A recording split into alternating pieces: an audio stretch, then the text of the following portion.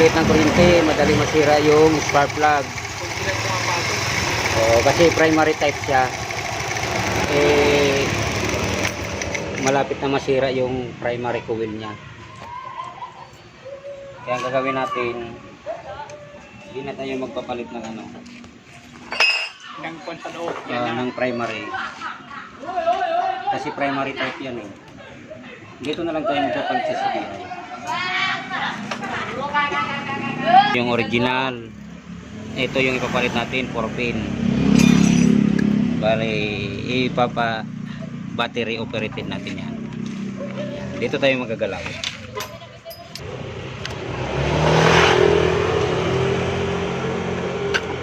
Ito yung galing sa stator.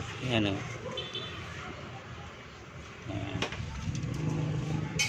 Ito lang ang gagalawin natin. Ito isa. Anong color yan? Black red. Yan. Yan. Yung black red na yan, inukot ko. Ilalagay natin yan sa positive. Kaya lang dito tayo kukuha ng positive.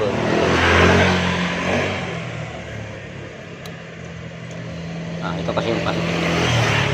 Accessories ba? Yan. Dito natin ilalagay. Yan.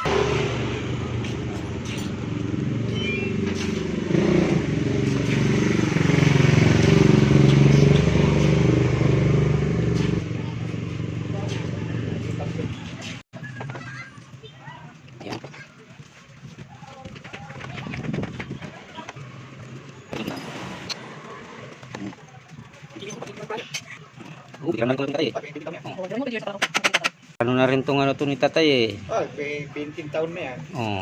Biruin mo, 20 years na pala to. Motor ni tatay. 2 years na lang. 2 years na lang, pwede na mag-retire sa military. Nax. Hindi, 20 years pwede ka na mag-retire. Pwede na. 20 years. So yan, kinabit mo yan sa? Accessories. Itong kulay itim ang Pero pag accessories di na yan. kumabot ng Yan 20 ang, years, wala ka pension. yan ang accessories ng Euro. Euro.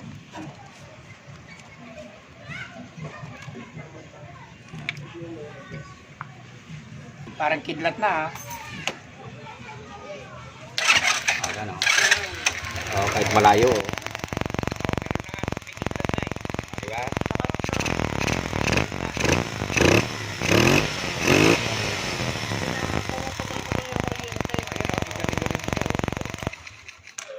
Kaysa magpalit ka pa ng primary. Malakas naman yung battery ni tatay.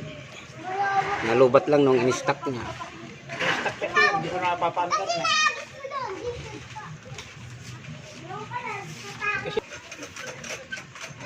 Kaya lang magpalit ka ng hindi na siya mapaandar ng matino. Hindi na. Tsambahan na lang. Grounded na. Spark plug. Sira yung spark plug niya kasi sira niya yung primary. Nadadama yung spark plug eh. Ayan o. Spark plug.